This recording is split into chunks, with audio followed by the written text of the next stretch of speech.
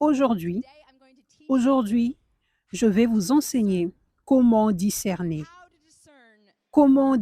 la vérité. Spécifiquement, comment discerner où l'Esprit de Dieu est réellement, dans sa plénitude. Spécifiquement, comment discerner le vrai Esprit de Dieu dans sa plénitude, dans la vie de ses serviteurs, dans son Église, dans le travail de Dieu. Jésus dit dans Matthieu 12, 49, il a pointé vers ses disciples et il a dit, « Voici ma mère et mes frères. En effet, celui qui fait la volonté de mon Père céleste, celui-là est mon frère, ma sœur, ma mère. »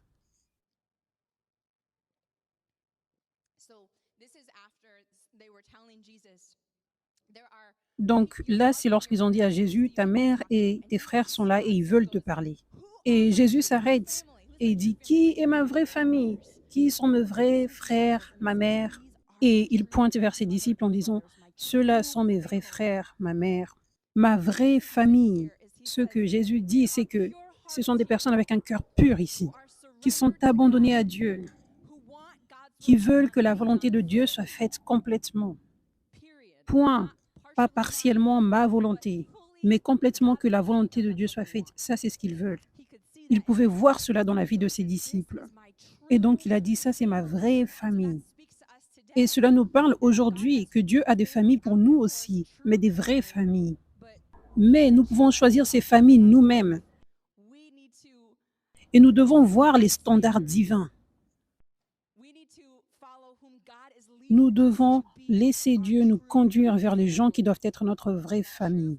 Et cette vraie famille aura le vrai esprit de Dieu. Cette famille voudra simplement que la volonté de Dieu soit faite.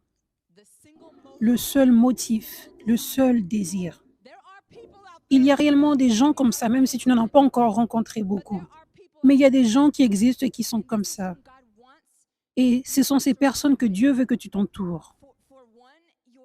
Pour un, il veut que ce soit ton cercle proche. Parce que tu n'es pas appelé à emmener toute personne très proche dans ta vie. Ce n'est pas parce qu'une personne est chrétienne que tu es supposé la laisser être proche de toi, dans ta vie. Parce qu'il y a beaucoup de personnes qui s'appellent chrétiens, mais c'est probablement la minorité d'entre eux qui sont réellement abandonnés. Le chemin est étroit, la Bible dit. S'abandonner à Dieu, c'est tout. Ça te coûte tout. Donc, peu importe. Tu ne peux pas juste être comme « Oh, tu es chrétien, c'est un signe, je suis supposé t'emmener proche dans ma vie. » Non, nous devons avoir de la sagesse, nous devons avoir du discernement pour voir qui porte le vrai esprit de Dieu ou qui autorise à Dieu de faire peu importe ce qu'il veut dans leur vie. Qui dit non pour ne pas être utilisé par le diable complètement. Ça, ce sont ces personnes que tu peux emmener proche dans ta vie. Même si c'est un petit nombre, c'est OK. Parce que ce qu'on veut faire, c'est de fermer toutes les portes au diable. De toutes les façons possibles. Et la façon qu'il cherche pour t'atteindre, c'est au travers des gens. Donc, nous devons utiliser la sagesse, nous devons avoir du discernement dans ce domaine. Donc, ça, c'est ce que je veux vous enseigner aujourd'hui. Comment avoir du discernement pour voir les motifs des gens, leur cœur, l'Esprit de Dieu qui est là ou non. Et numéro 2, comment discerner l'Esprit de Dieu qui est complètement accueilli dans l'Église, dans les ministères, dans le travail de Dieu, dans les serviteurs.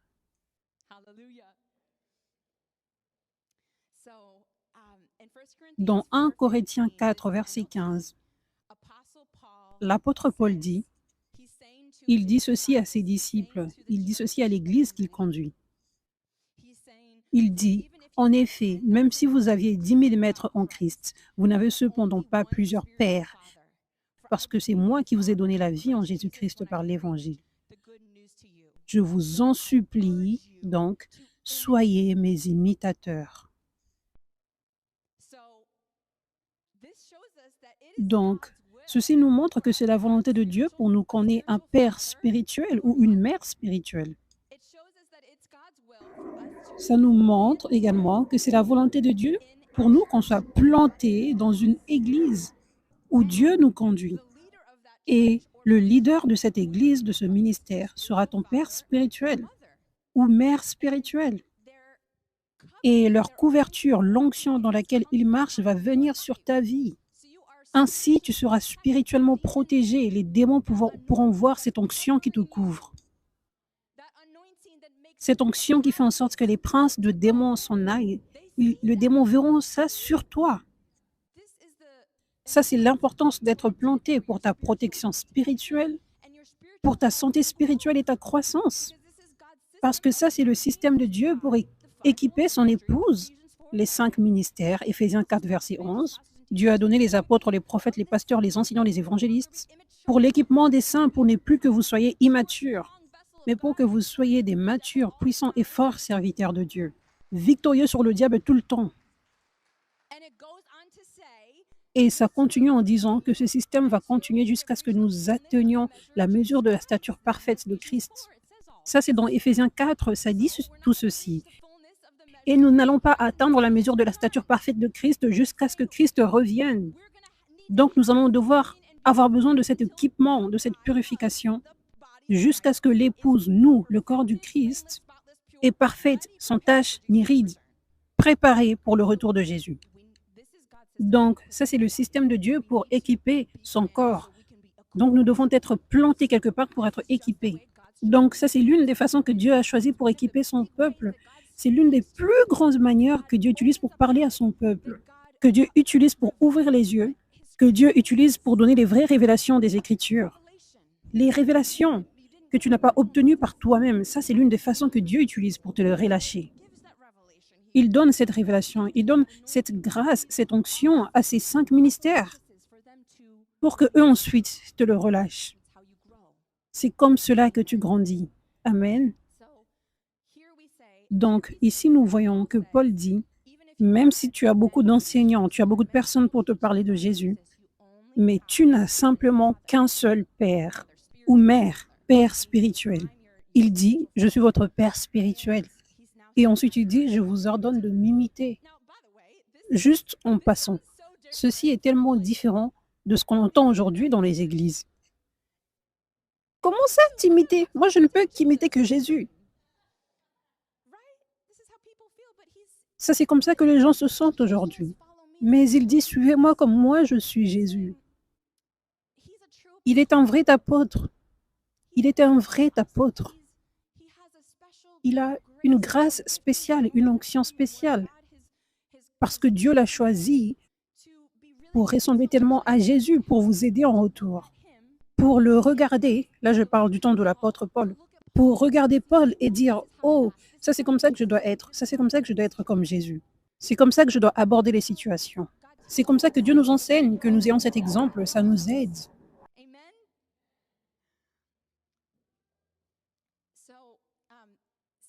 Dans 2 Corinthiens 11, verset 1, l'apôtre Paul dit encore, « Je suis jaloux de vous, de la jalousie de Dieu, parce que je vous ai fiancé à un seul époux pour vous présenter à Christ comme une vierge pure. »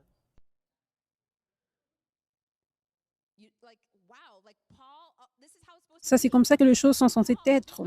Paul, cet apôtre, a cette grande responsabilité. Je suis ce père et j'ai cette responsabilité que tu sois transformé à l'image de Dieu, que tu vas recevoir tout l'équipement dont tu as besoin, que tu ne seras pas dessus, que tu ne vas pas t'égarer, que tu vas être qui Dieu veut que tu sois. Dieu me fait confiance pour t'aider à atteindre cela.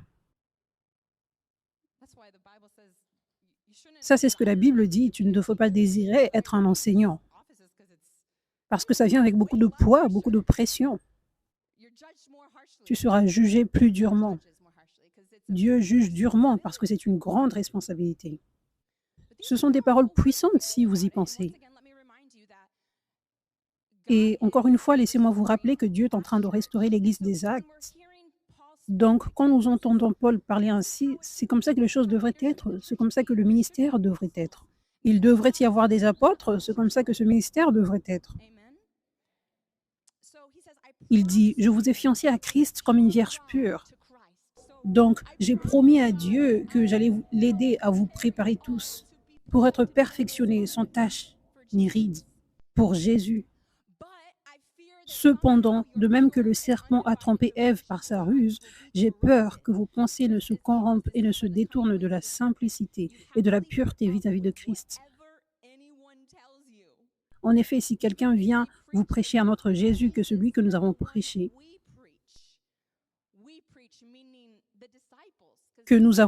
cela signifie les disciples, parce qu'il y avait d'autres disciples qui travaillaient aussi au temps de l'apôtre Paul. Ou si vous recevez un autre esprit que celui que vous avez reçu, ou un autre évangile que celui que vous avez accepté.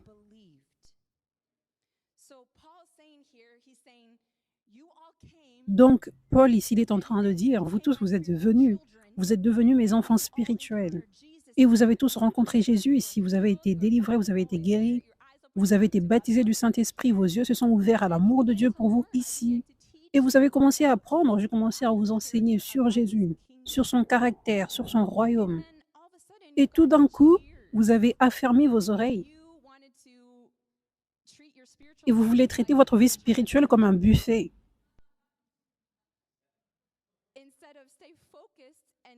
Au lieu d'être focalisé de prendre le repas que Dieu a pour vous, qui va vraiment faire en sorte que votre estomac ne soit pas ballonné.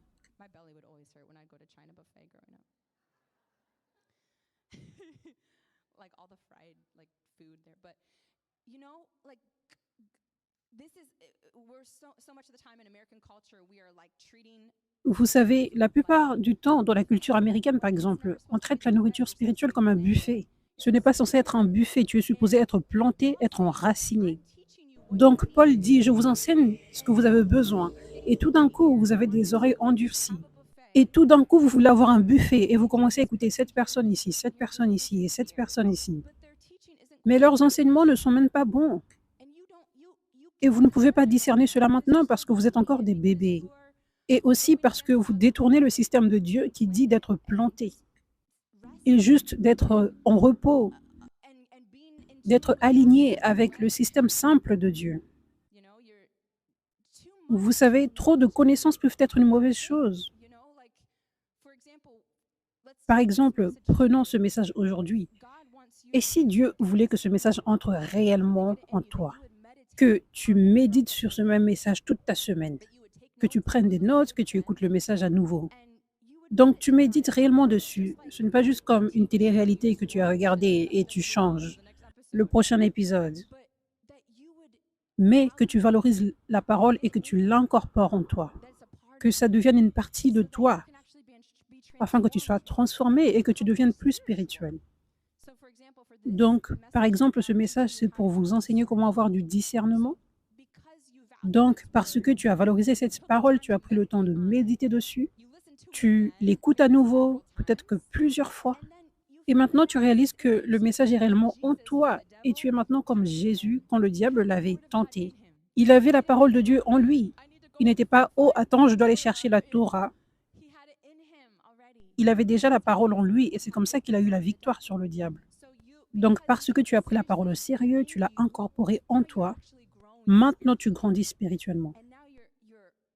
Et maintenant, tes yeux sont plus ouverts dans le monde spirituel, tu as du discernement et tu n'es plus déçu par le diable quand il essaye de te décevoir.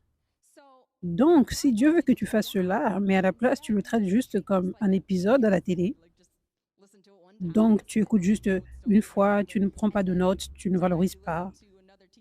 Et ce soir, tu écoutes un autre enseignement et demain un autre enseignement et l'autre soir un autre enseignement. Cette parole d'aujourd'hui ne va pas rester en toi. Donc ça, c'est la plus grande raison de pourquoi beaucoup de personnes ne grandissent pas et la raison pour laquelle beaucoup de personnes sont confuses. Parce que Paul dit, vous devriez faire attention, parce qu'il y a beaucoup d'autres personnes qui enseignent des mauvaises choses. Et quand tu es dans la vraie église remplie de l'onction de Dieu, dans l'une de ces églises qui sont ointes, où ton père spirituel ou ta mère spirituelle est ointe, tu peux te sentir en sécurité, comme les gens se sentaient en sécurité avec l'apôtre Paul. Il leur enseigne la vérité et c'est pur. Et il leur enseigne des révélations riches. Il leur enseigne des révélations que d'autres n'ont pas. Donc, si tu vas voir ces enseignants qui n'ont pas ces révélations, c'est là que tu deviens confus. Parce qu'ils peuvent dire que quelque chose n'est pas Dieu, mais c'est parce qu'ils sont confus et qu'ils n'ont pas encore la révélation. Parce que Paul avait cette révélation. Dieu lui a dit, prends des mouchoirs, mets-les sur ton corps et dépose-les sur les malades et les démoniaques. Dieu donnait à Paul une nouvelle révélation de la puissance de son autorité. Que l'autorité qu'il portait était tellement forte qu'il n'avait pas besoin de prier pour une personne après personne. Mais juste ce mouchoir qui avait touché sa peau pouvait être déposé sur une personne et les démons devaient partir immédiatement. Ah, le mouchoir de Paul m'a touché, je dois obéir à cette autorité. Mais la vérité est que dans la Bible, nous ne voyons personne d'autre utiliser des mouchoirs. Uniquement l'apôtre Paul.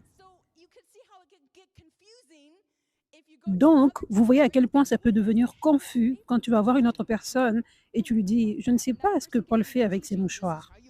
Et cette personne, cet enseignant te dit, voici comment on chasse les démons. Il peut enseigner sans dire le nom de Paul, mais il va dire, ça c'est mauvais de faire ça. Et ça t'apporte juste de la confusion. Donc, Paul est en train de dire ici, vous écoutez d'autres choses, vous écoutez d'autres Jésus qu'on vous enseigne. Vous écoutez d'autres évangiles. Aujourd'hui, ce serait comme vous qui allez écouter un autre enseignement qui dit que Dieu ne peut pas faire quelque chose de nouveau.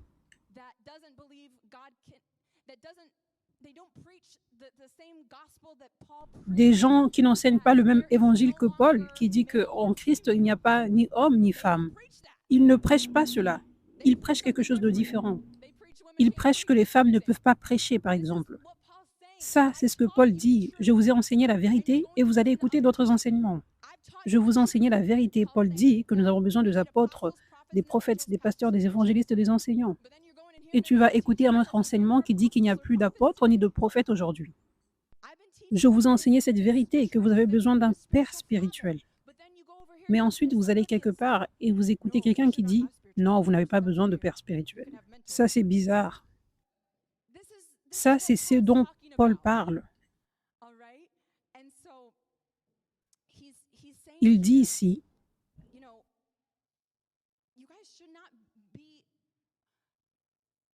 vous ne soyez pas fous pour faire cela. Pouvez-vous juste rester et recevoir cette vérité? Vous allez être en sécurité et vous allez grandir.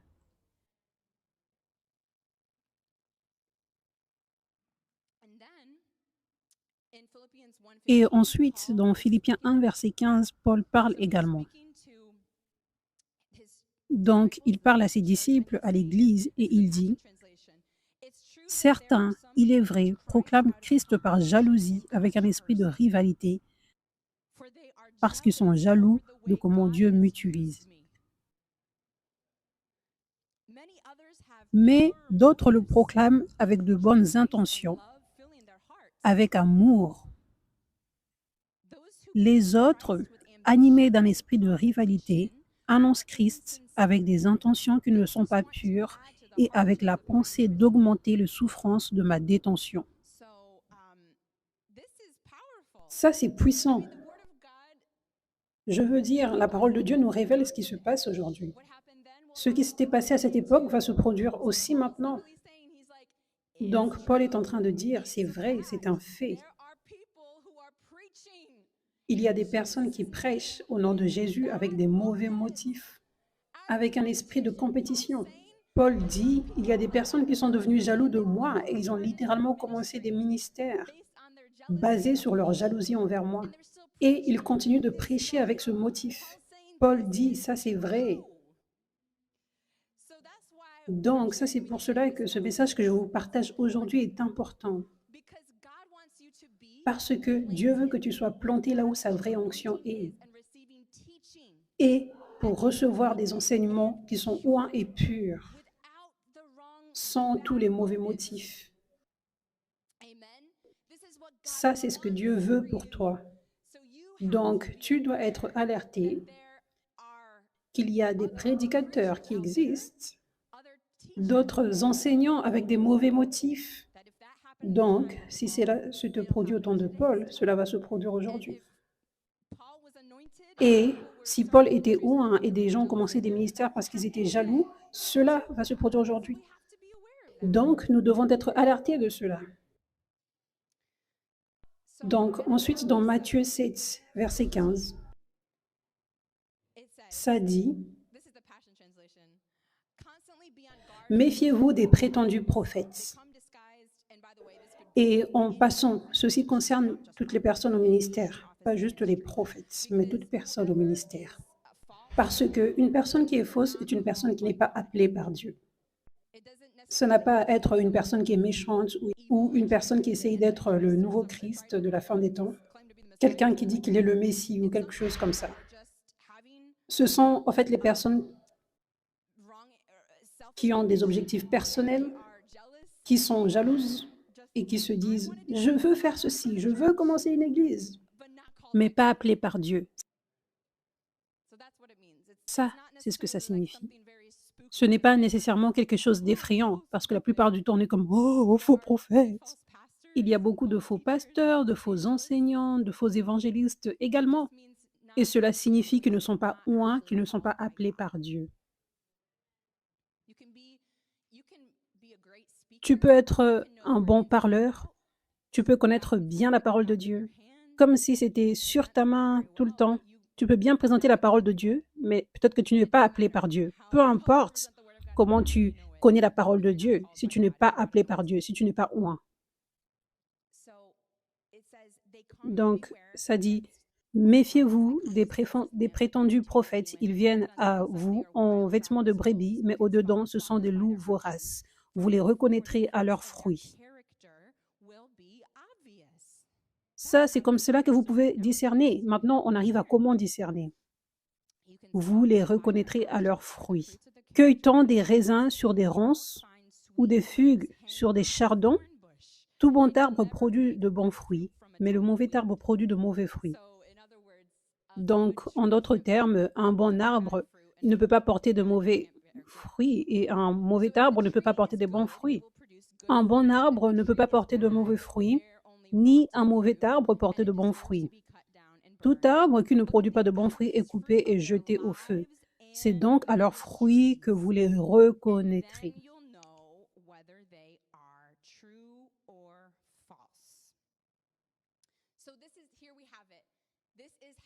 Donc ici, c'est là qu'on trouve la réponse. Comment discerner la parole de Dieu? La parole de Dieu, ça dit dans Matthieu, vous les reconnaîtrez par leurs fruits. Et cette traduction le dit tellement bien. Ça dit, regardez leurs fruits de leur vie et de leur ministère. Donc, ça montre qu'il y a deux catégories de fruits que nous devrions regarder. Donc, premièrement, nous devons regarder aux fruits du ministère. Ça, ce sont les fruits qu'un ministre de Dieu devrait avoir. Donc, ces fruits sont que les gens sont sauvés et deviennent plus proches de Dieu. Les gens grandissent dans la relation avec Dieu. Leur foi grandit. Ils ont les signes. Quand Jésus dit, ceux qui croient, et tous ces signes leur suivront. Donc, ils font exactement la grande commission que Dieu nous a commandé de faire, c'est-à-dire de sauver les malades, de guérir les malades, de chasser les démons, etc. Donc, il faudrait qu'il y ait des gens guéris dans ce ministère, des gens délivrés. Les démons devraient être chassés, les démons devraient se manifester et être chassés. Ça, ce sont les fruits du ministère. Le travail du diable devrait être détruit dans la vie des gens. Les gens devraient venir à ce ministère, dans cette église, et le travail du diable devrait être détruit dans leur vie. Et les gens devraient voir la vie en abondance. Ils devraient voir plus de la vie en abondance dans différents domaines de leur vie. Donc, ça fait partie aussi du fait de voir les miracles se produire. Les démons sont chassés. Entendre un démon crier, c'est un fruit que l'onction est là. Voir quelqu'un se réjouir et être tellement surnaturellement rempli de la joie, où la personne saute, elle pleure. Rien ne peut faire cela, seulement Dieu. Ça, c'est un fruit. Mais quand tu discernes, tu ne devrais juste pas regarder à ces choses que tu vois immédiatement. Mais ce qui est plus important encore, ce sont les témoignages. Ça, c'est l'évidence. Ça, c'est l'évidence que ça, c'est réellement le travail de Dieu. Ça, c'est pour cela que c'est tellement important qu'on partage nos témoignages. Moi, je partage des témoignages de gens presque tous les jours parce que je ne veux pas que les gens soient empêchés de venir ici. Je sais que le diable essaye d'empêcher aux gens de venir ici. Donc, je m'assure que tous les fruits sont vus afin que les gens qui connaissent réellement la parole de Dieu, ce que je vous enseigne aujourd'hui, peuvent voir clairement, oh, ça c'est la vérité. Il n'y a pas juste des fruits, mais des tonnes de fruits. Des fruits que je n'ai jamais vus, innombrables. Donc, les témoignages, par exemple, quelqu'un était dans des chaînes, mais maintenant, elle est réellement libre. Cette personne n'a plus d'anxiété, n'a plus de pensées suicidaires, elle n'a plus de dépression, elle n'a plus d'addiction, elle est guérie des maladies. La personne témoigne, elle en parle. Tu ne peux pas ignorer cette vérité, ce vrai fruit. Donc, ça, ce sont les vrais fruits auxquels nous devrions regarder pour donc à tester. Et le deuxième fruit, c'est même plus important. Et ça, c'est le fruit du caractère. Le fruit du caractère. Parce que des fois, quelqu'un peut marcher dans l'onction et devenir comme Saul. Saul avait désobéi à Dieu et Dieu avait dit, je retire mon onction, mais il était toujours resté dans cette position de roi, n'est-ce pas? Donc ça, c'est pour cela que c'est tellement important que tu ne regardes juste pas aux miracles, aux signes et même aux témoignages, mais que tu regardes au caractère, que cette personne a les fruits du Saint-Esprit dans son caractère.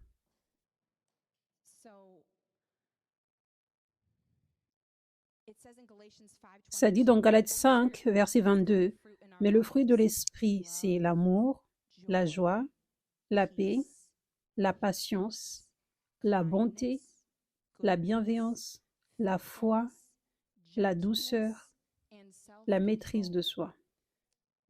Contre de telles attitudes, il n'y a pas de loi. » Donc, ça, c'est ce que j'aimerais vraiment vous enseigner sur comment discerner. Quand tu regardes à quelqu'un, à un ministre de Dieu par exemple, tu devrais voir Jésus.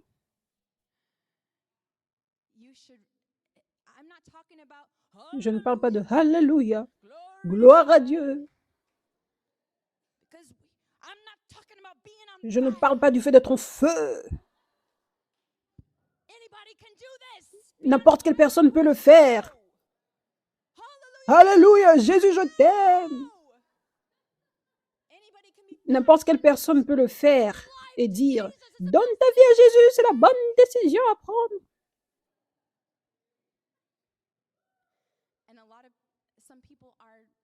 Et certaines personnes sont déçues. Elles regardent juste à l'extérieur, mais elles ne regardent pas avec les yeux spirituels à l'intérieur.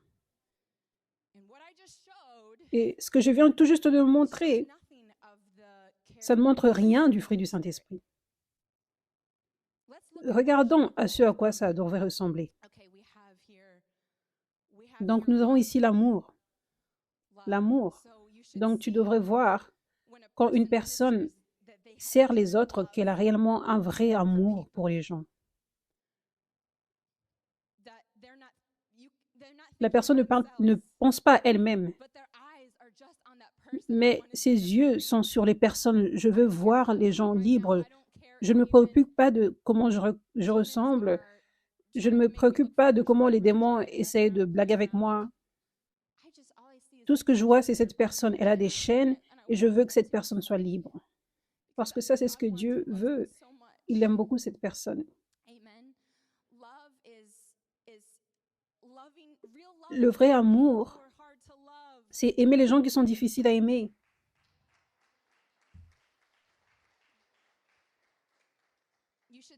Tu devrais voir cet amour. Donc, quand les gens sont méchants, à cette personne, à ce ministre de Dieu, ce serviteur. Mais ce serviteur répond avec amour. Ce serviteur ne déclare pas des mauvaises paroles. Ça, ce n'est pas de l'amour de déclarer des mauvaises paroles, de rendre l'appareil. Ce n'est pas l'amour. Mais Jésus dit, vous serez réellement des enfants de Dieu si vous aimez vos ennemis, si vous aimez ceux qui sont durs à aimer. Dieu me parlait à propos de ceci. Vous savez, la persécution vient lorsque vous êtes oint par Dieu. La persécution vient. La persécution, la jalousie, les gens qui te font des choses méchantes, les gens dans le corps du Christ qui deviennent méchants, qui parlent de mauvaises choses sur toi, qui ne sont pas vraies, des mensonges. Ça vient avec ça, l'onction. Donc nous, en tant que serviteurs de Dieu, nous devrions être préparés pour ça. Et nous devrions déjà savoir quelle sera notre position quand ce jour va arriver. Ça ne devrait pas être difficile. Quand tu as l'Esprit de Dieu, ce n'est pas difficile. Parce que tu as déjà cet esprit d'amour pour chaque personne. Donc, quand les ennemis viennent contre toi, c'est juste ton caractère d'aimer. C'est juste ton caractère d'être calme et de prier pour eux. Et de même déclarer des bénédictions sur eux. De déclarer des bénédictions sur eux publiquement. C'est juste ton caractère. Tu n'as pas besoin de t'entraîner. C'est juste toi. Tu aimes.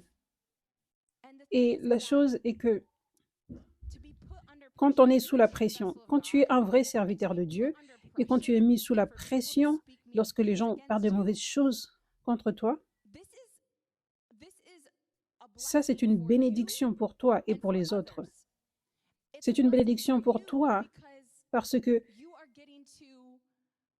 tu vas aimer les gens d'une façon dont tu ne les as jamais aimés. Tu vas plaire à Dieu d'une façon où tu ne lui as jamais aimé avant. Donc, en aimant les gens qui sont difficiles à aimer. Donc, c'est une bénédiction pour les autres également. Parce qu'il y a d'autres personnes que Dieu a conduites sous ton ministère. Et tout d'un coup, à cause de cette pression, ces personnes sont en mesure de voir l'Esprit de Dieu en toi. Ces personnes sont en mesure de voir, waouh, ça c'est l'amour. Waouh, ça c'est le vrai esprit de Dieu de l'amour. Parce que si tu n'as pas cet esprit d'amour, où tu aimes tes ennemis, ça c'est ce que l'amour signifie. Pas juste aimer les gens. Parce que la Bible dit, les gens dans le monde aiment les gens qui les aiment également. Donc quand on dit aimer, ce n'est pas aimer les gens qui t'aiment, ça veut dire tout le monde et les personnes qui te détestent. Mais si tu n'as pas ce fruit de l'esprit, il n'y a aucun moyen pour que tu puisses aimer. Tu peux prendre tes gants de boxe et te défendre et mettre l'autre personne sur le ring pour combattre. Il n'y a aucun moyen d'aimer réellement à moins que tu aies l'esprit de Dieu et l'esprit de l'amour en toi. Dieu me parlait aujourd'hui, il me disait beaucoup de temps pour les serviteurs de Dieu, quand ils sont attaqués de cette façon, quand les fausses accusations viennent, ça paraît horrible. Mais ça, c'est une position où les gens qui ont un cœur pur, qui peuvent réellement discerner, ces personnes-là peuvent voir, elles peuvent avoir des confirmations. Donc ça, c'est l'amour. La joie, la paix. Tu devrais être en mesure de regarder aux serviteurs de Dieu et de voir cela.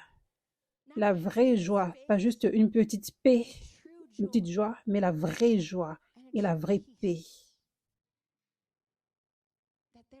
Ils sont dans la paix. Si tu regardes dans l'esprit, Dieu va te le montrer. La paix.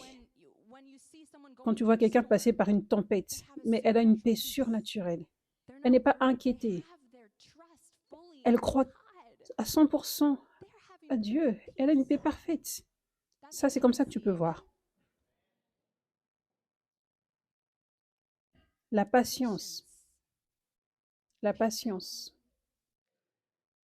La patience, quand La saison de désert traîne, mais il y a de la patience, il y a de la paix et de la joie. Il y a juste un cœur qui veut plaire à Dieu et un cœur qui a jeté sa propre volonté. Il y a la patience.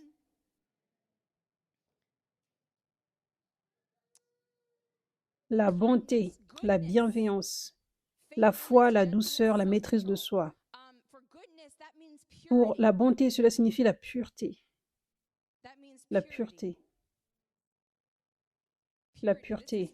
Ça, c'est réellement ce que nous devrions regarder, la pureté. La pureté.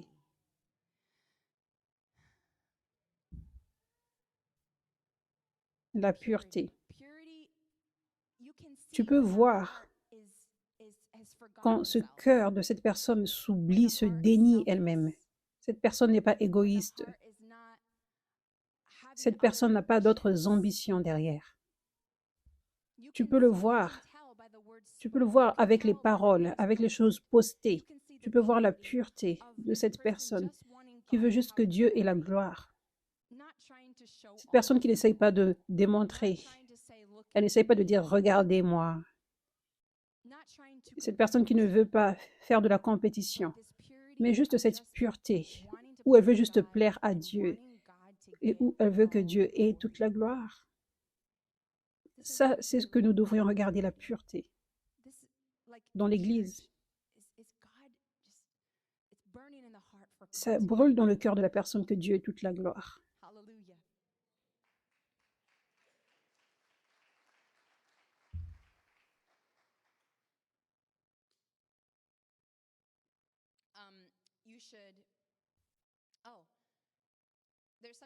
Il y a certaines personnes qui peuvent bien prêcher et ces personnes ont ces connaissances mystérieuses, ces révélations mystérieuses et complexes qui sont impressionnantes. Mais rien de tout ça n'a de l'importance quand le cœur ne brûle pas pour Jésus, quand il n'y a pas cette pureté, quand il n'y a pas cet éclat. Ce qui importe, ce n'est pas que tu entendes des mystères du monde spirituel, sur tous les différents anges, sur les cieux, toutes ces choses profondes. Mais ce qui est vraiment important, ce qui importe, c'est que toi, tu grandisses plus profondément avec Dieu, que tu sois équipé pour avoir la victoire sur le diable. Si tu apprends des choses sur les mystères des anges, alors que tu n'es pas équipé sur le fait de marcher dans la victoire contre le diable au quotidien, à quoi ça sert? Donc ça, c'est le type d'enseignement qui devrait sortir. Ou, en fait, le ministère devrait avoir un cœur pour que les gens grandissent et pour que les gens reçoivent. Et que les gens marchent dans l'onction également. Un cœur pour que les gens aillent plus loin qu'eux-mêmes.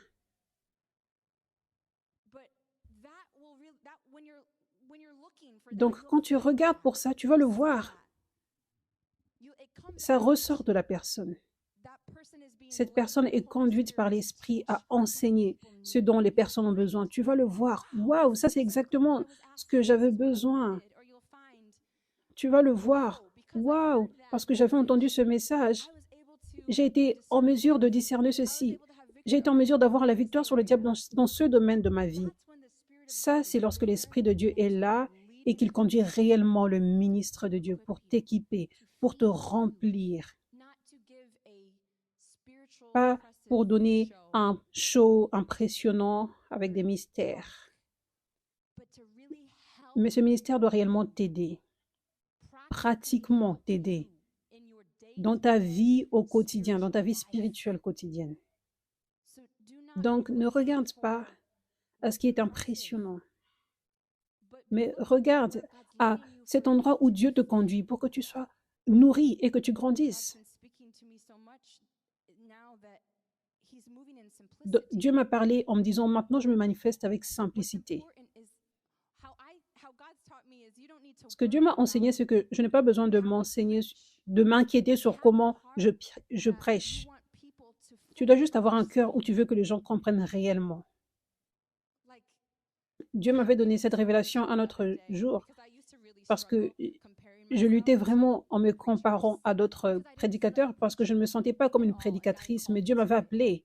Et j'entendais d'autres prédicateurs et j'étais juste éblouie. Comme, comment ils peuvent faire ça? Moi, je me disais, je peux pas. Mais Dieu m'avait donné cette révélation. Il m'a dit, pour toi, il faut que tu sois comme si tu vas vers un enfant et tu lui dis, ça, c'est comme ça que ça fonctionne. Est-ce que tu as compris? Est-ce que tu comprends? Juste ce cœur, pas juste, oh, je vais avoir un message impressionnant aujourd'hui. Et je fais en sorte que vous acclamiez, que vous pensiez que je suis vraiment extraordinaire. Vous voyez? Amen. Mais Dieu m'avait donné cette révélation. Je veux que tu sois de cette façon. C'est à propos du fait que les gens soient nourris, équipés, qu'ils grandissent et vraiment s'assurer que les gens comprennent. J'avais l'habitude d'aller dans des études bibliques, mais tout ça disparaissait dans ma tête.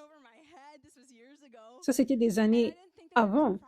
Et à l'époque, je ne savais pas qu'il y avait de problème, mais maintenant, je vois qu'il y avait réellement un problème. Les enseignements que nous recevons, ça devrait être pour notre croissance. Ça devrait être pour qu'on comprenne réellement ce qu'on vient de nous dire.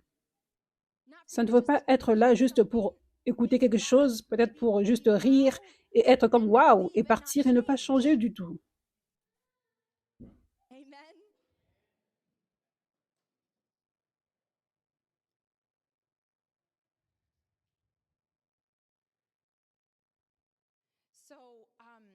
Donc, comment discerner? La Bible dit tester les fruits. Donc, ça, ce sont les fruits que je vous ai partagés. Les fruits du ministère, les miracles qui se produisent, et encore plus important, le caractère, le fruit du Saint-Esprit. Et la Bible dit, vous devriez tester les fruits. Vous devriez regarder aux fruits. Vous avez le Saint-Esprit en vous. Donc, premièrement, pour discerner, la première étape, c'est que tu dois t'humilier. Parce que les cœurs purs verront Dieu. Donc, discerner, c'est juste de voir Dieu ou de ne pas voir Dieu dans cet endroit. Donc, si tu n'es pas pur, tu ne seras pas en mesure de voir Dieu dans la vie d'une personne, dans un ministère. Donc, la première étape pour que tu sois même en mesure de discerner, c'est de t'humilier, d'être réel avec ce qui se passe à l'intérieur, dans ton cœur. Ce passage ici, ça dit,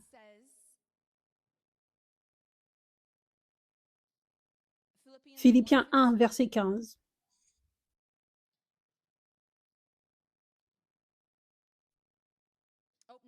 Oh non, Jacques 3, verset 13, ça dit, « Lequel parmi vous est sage et est intelligent, qu'il montre par un bon comportement ses œuvres empreintes de douceur et de sagesse.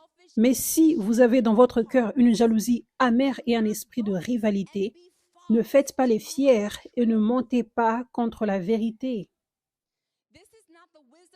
Une telle sagesse ne vient pas d'en haut, elle est au contraire terrestre, purement humaine, démoniaque. En effet, là où il y a de la jalousie et un esprit de rivalité, il y a du désordre et toutes sortes de pratiques mauvaises. La sagesse d'en haut est tout d'abord pure, ensuite porteuse de paix, douce, conciliante, pleine de compassion et de bons fruits. Elle est sans parti pris et sans hypocrisie. Le fruit de la justice est semé dans la paix par ceux qui travaillent à la paix.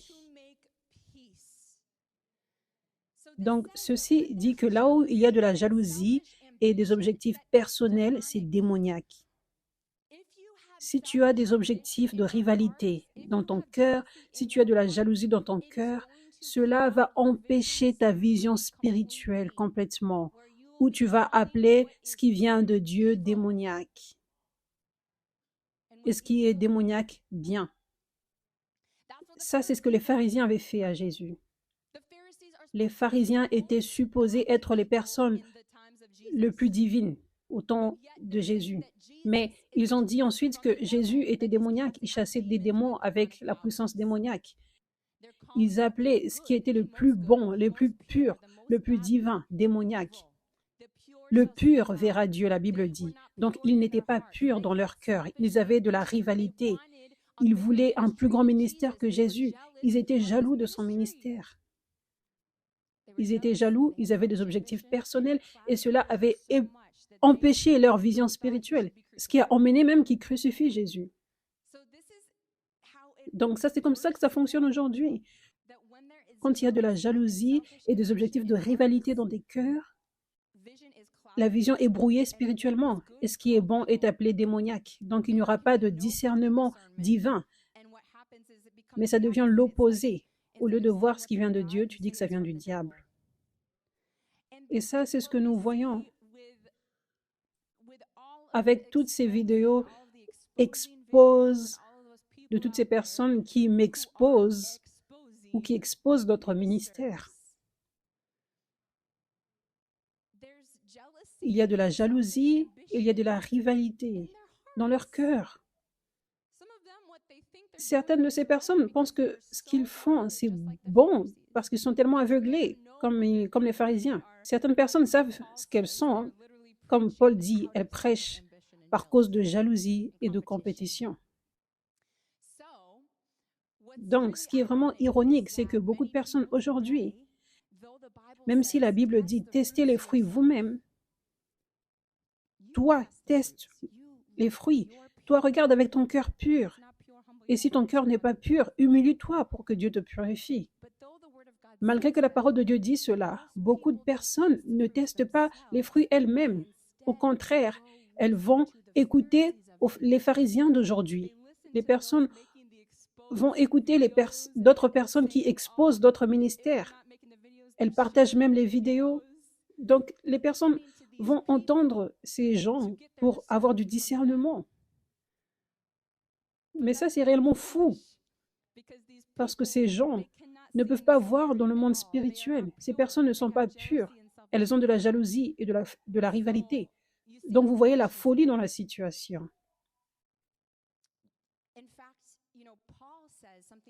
Vous savez, Paul dit quelque chose de puissant quand il dit « Il y a beaucoup de personnes qui enseignent par cause de jalousie. » Philippiens 1, verset 15. Certains, il est vrai, proclament Christ par jalousie avec un esprit de rivalité parce qu'ils sont jaloux de comment Dieu m'utilise, mais d'autres le proclament avec de bonnes intentions. Les autres, animés d'un esprit de rivalité, annoncent Christ avec des intentions qui ne sont pas pures et avec la pensée d'augmenter les souffrances de ma détention. Maintenant, écoutez ceci. Qu'importe, de toute manière, que ce soit pour de mauvaises raisons, que ce soit sincèrement, Christ est annoncé.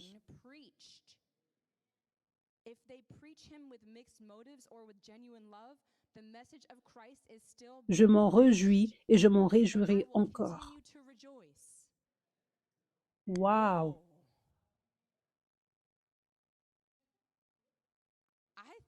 Je pense qu'aujourd'hui, nous devrions passer beaucoup de temps à lire cette écriture. On a oublié cette parole dans cette génération. Waouh! Il dit que ces gens, ces faux serviteurs de Dieu, ces gens ne prêchent pas avec de la pureté. Ces gens prêchent avec ces objectifs personnels horribles. Mais l'apôtre Paul dit, nous ne devrions pas dire « je t'expose ». Je fais une vidéo pour t'exposer. Je t'expose. Cette personne a été exposée, tu ne savais pas? Regarde cette vidéo qui explique toutes les raisons. Paul n'a pas dit de faire cela. Je sais que c'est difficile pour nous de comprendre ce que Paul dit, pourquoi il dit cela, n'est-ce pas? Parce que ça paraît horrible. Non, justice. Ces pauvres personnes sont conduites dans des mauvais endroits où les ministres de Dieu ont la jalousie. Il faut qu'on annonce à tout le monde la vérité. C'est dur pour nous de comprendre, je sais. Ça paraît plus logique de faire ça. Mais voici ce que je veux vous dire. Premièrement, Dieu est le juge. Nous n'avons pas besoin de nous inquiéter sur la justice. Dieu n'est pas OK avec cela. Et ces personnes vont semer ce qu'elles ont récolté, sûrement. Mais nous prions pour que ces personnes se repentent et qu'elles puissent ensuite être utilisées puissamment par Dieu, comme l'apôtre Paul qui tuait des chrétiens avant et des gens. Mais il n'était pas trop loin pour Dieu. Donc nous prions et nous laissons la justice entre les mains de Dieu. Et en termes des brebis qui peuvent être égarées, nous prions pour ces brebis également. Et la bonne chose à faire, c'est de briller tellement afin que ces brebis soient attirées là où nous on est. Parce que nous sommes appelés à être la lumière du monde.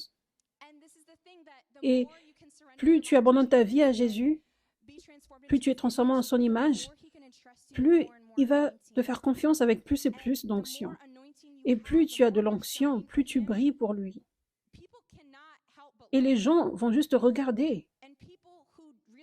Et les gens qui veulent réellement Dieu et qui veulent réellement recevoir de la part de Dieu, recevoir les miracles, recevoir de la vraie nourriture spirituelle de l'onction, ces personnes verront réellement la différence.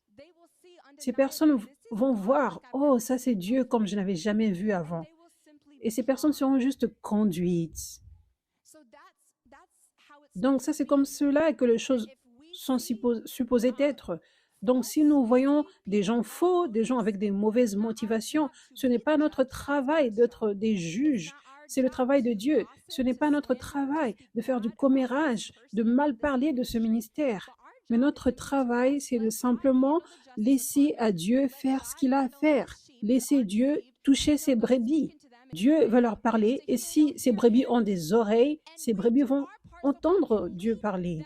Et nous faisons notre part afin que Dieu les conduise à la bonne place où Dieu les veut, là où il y a l'onction, là où son vrai esprit est. Comme par exemple, si tu vois ceci dans ta vie, tu as du discernement et tu vois quelqu'un qui est égaré dans un ministère vers un serviteur de Dieu, peut-être que tu connais la personne, tu es ami. Au lieu de mal parler de ce ministère, pourquoi tu ne brillerais pas tellement fortement et cette onction que tu as reçue parce que tu es planté ici, par exemple, laisse que cette onction, cet amour sorte de toi, que tu débordes de la joie du Seigneur, que tu partages des témoignages de ce que tu as expérimenté Dieu faire dans ta propre vie et dans la vie des autres personnes. Laisse cela attirer les gens. Laisse cela planter une graine dans la vie de cette personne. Que cette personne te dise « Ah, je veux cette vie ». Et elle te dit « Moi, je vais à telle église ». Peut-être que c'est une fausse église. Mais je pense que je vais essayer ton église. Je suis intéressée par la lumière qu'il dégage. Je suis attirée. Ça, c'est la vraie manière. Ça, c'est le vrai chemin. Ce que nous devrions faire avec nos cœurs quand ça brûle, quand nous avons de la peine, lorsque nous voyons des fausses personnes, nous ne devons pas faire le travail de Dieu. Toi, fais ton travail que Dieu te demande de faire, c'est de briller puissamment.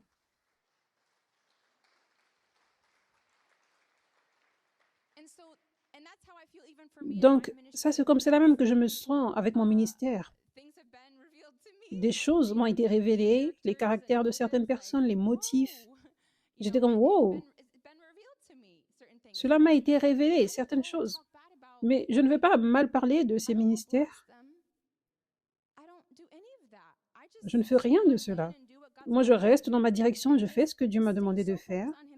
Et je reste juste focalisée sur lui afin que je brille, afin que je reçoive le plus d'onction possible pour que cela déborde et touche plus et plus et plus encore de personnes. Donc, je brille. Ok, il y a des choses bizarres qui se passent là-bas, mais mon travail, ce n'est pas d'être inquiété par cela. Moi, je vais juste briller pour que Dieu fasse ce qu'il veut dans ma vie. Et j'aimerais que vous compreniez ce dont Paul parle, parce que je sais que ça paraît bizarre. Pourquoi il se réjouit? Jésus est prêché, mais oui, il y a des mauvaises motivations. J'aimerais vous aider à comprendre comment ça se passe dans le monde spirituel. Ça ressemble à ceci. Là où le vrai esprit de Dieu est, et lorsqu'il est autorisé à se manifester dans sa plénitude, comme ici par exemple, son onction est ici, C'est comme quand tu es ici, dans l'église de Dieu, dans sa vraie église, là où l'onction coule, c'est comme être sous une chute d'eau. C'est comme une chute d'eau qui vient de Dieu. Tu es réellement trempé. Tu ne peux pas être plus trempé dans un autre endroit. Tu es réellement au centre de cette chute. Donc, là où Dieu est en train de déverser cette onction. Et cette onction touche chaque partie de ta vie. Ça, c'est ce qu'on voit avec l'apôtre Pierre. Ça dit, ils étaient venus sous son ombre et tous étaient guéris. C'est parce qu'il était réellement oint et qu'il était réellement transformé à l'image de Dieu. Donc, Dieu pouvait le croire, le faire confiance avec tellement d'onction. C'était comme une chute d'eau. Il y avait tellement d'onction, tellement du ciel sur la terre. Et l'onction, la chute d'eau a envahi chaque domaine dans ta vie. Comme par exemple, quand tu sèmes une offrande ici, tu récoltes comme tu n'as jamais eu auparavant. Tu avais donné des dîmes, des offrandes dans d'autres églises avant, mais tu sèmes une offrande ici et waouh, qu'est-ce que c'est que ça? La récolte est surnaturelle et tellement abondante dans tes relations, dans ta croissance spirituelle, dans ta lecture de la parole de Dieu, dans chaque domaine. Cette onction te couvre complètement. Tu es sous la chute d'eau. Mais les personnes qui ont, vous avez peut-être d'autres motifs, mais qui prêchent toujours Jésus, la plupart du temps, ces personnes prêchent bien. La plupart du temps, les prédications sont vraiment bonnes. La plupart du temps, ces personnes prêchent réellement la parole de Dieu, mais il n'y a juste pas d'onction là-bas, ou il y a juste un tout petit peu d'onction. Mais ce à quoi ça ressemble, c'est comme si tu te tenais juste à distance de la chute d'eau et tu as juste quelques gouttes au loin. Donc, il y a toujours quelques petites choses que Dieu peut faire. Il y a toujours quelques graines qui sont plantées, mais ce n'est pas la plénitude. Et donc, ça, c'est pour cela que Paul disait ce qu'il disait. Christ est toujours prêché. Donc, Paul est en train de dire, c'est mieux, même si les motifs sont horribles, mais c'est mieux qu'il y ait quelques prédications, au moins. Parce qu'au moins, il y a quelques gouttes et les personnes ne sont pas complètement sèches. Et je prie et je crois que ces personnes vont réellement être attirées à la chute d'eau et pas juste aux quelques gouttes. Et je l'ai vu, même dans ma propre vie. J'ai eu un trajet, j'ai grandi dans une église presbytérienne et je n'avais jamais entendu parler du Saint-Esprit, le baptême du Saint-Esprit, la guérison, la délivrance, rien de tout ça. C'était juste complètement sec. On lisait les livres, répète après moi. On écoutait le message. Ça, c'était ma vie. Mais en allant là-bas, Dieu avait fait quelque chose en moi. Ça aurait été différent si je n'allais dans aucune église. Il y avait cette petite conviction qui venait dans mon cœur. Je vivais une vie tiède quand j'allais là-bas, parce que je n'étais pas sous la chute d'eau encore. Mais même dans cette vie tiède, je sentais un peu de conviction que je n'aurais pas eu si je n'étais pas allée là-bas quand même. Donc, quand je suis venue à Los Angeles, je suis allée dans une grande méga church et cette église ne parlait jamais de la puissance de Dieu. Je ne pense pas qu'ils avaient la révélation de la puissance de Dieu, de l'onction, du baptême du Saint-Esprit, rien de tout ça. Mais là, les gens étaient réellement excités sur Dieu. Et il y avait des services durant toute la semaine. Donc, j'avais réellement grandi plus proche de Dieu en allant là-bas. Et une fois que mes yeux étaient ouverts, j'étais baptisée du Saint-Esprit. Je servais là-bas un tout petit peu encore avant de partir, mais j'étais tellement blessée dans mon cœur. Et je priais en langue derrière, tout au fond, juste sous ma langue pour pas qu'on m'entende. Je priais pour les ministres de Dieu lorsqu'ils montaient sur l'estrade, parce que moi, je servais juste à côté de l'estrade.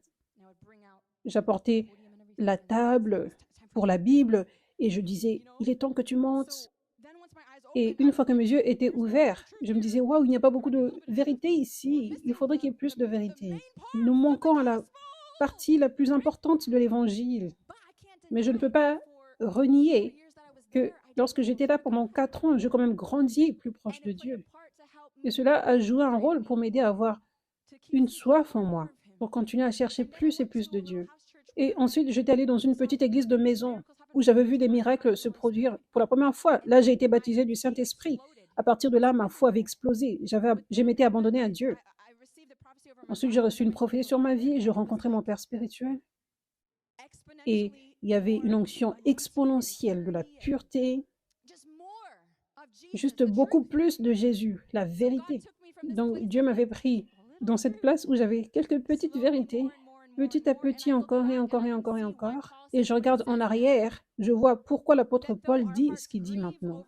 Même si nos cœurs sont blessés en voyant tous ces endroits où tellement de vérité manque, ce n'est pas la bonne chose à faire d'éteindre le ministère, mais c'est notre travail de les laisser être là, de continuer à prêcher, de prier pour eux et de continuer à briller notre lumière tellement fortement en priant pour que toutes ces personnes soient conduites dans la plénitude de la vérité et qu'elles viennent sous la chute d'eau de l'onction de Dieu.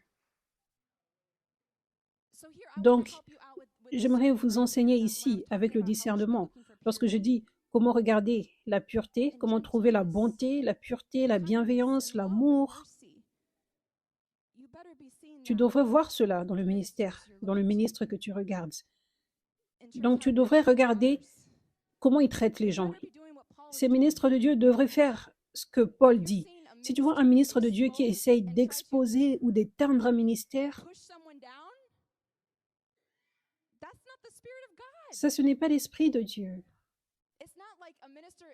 Ce n'est pas qu'un ministre de Dieu doit connaître chaque verset de la Bible par cœur, mais ce verset dont Paul parle est réellement une fondation.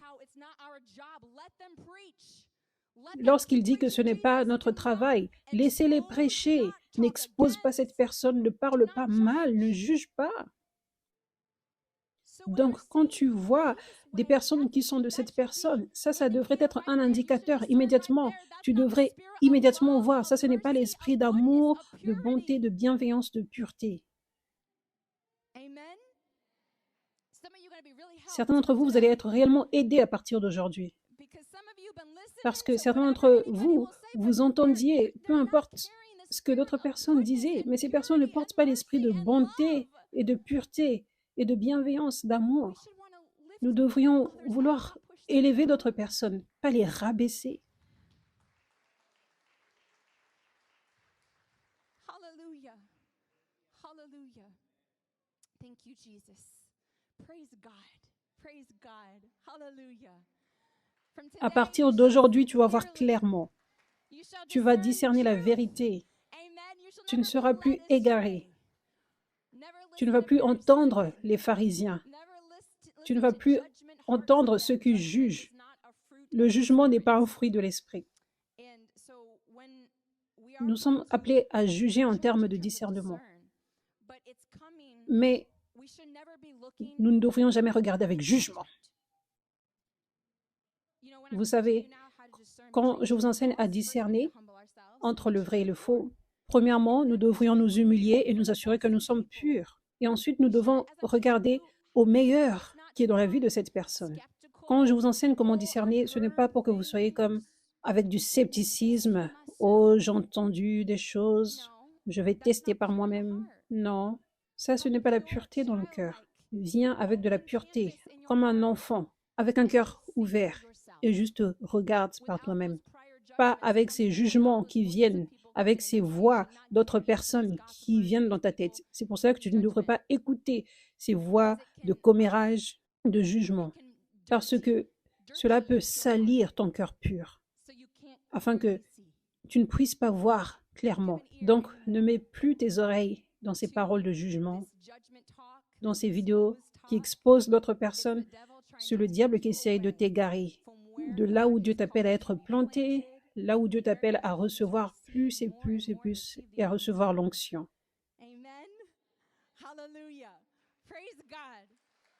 Praise God. Thank you, Jesus. Thank you, Jesus. Thank you, Lord. Thank you, Father, for Merci Père pour la sagesse. Merci Seigneur pour la sagesse.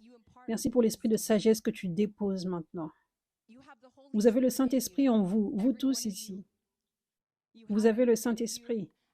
Et si vous n'avez pas encore donné votre vie à Jésus, vous pouvez donner votre vie à Jésus aujourd'hui et le Saint-Esprit va venir habiter en vous. Et le Saint-Esprit va vous donner la sagesse. Si vous pouvez venir avec ce cœur pur, sans juger, mais venir avec un cœur pur, le Saint-Esprit va te parler, le Saint-Esprit va te conduire parfaitement, le Saint-Esprit va te donner les yeux pour voir la vérité. Amen.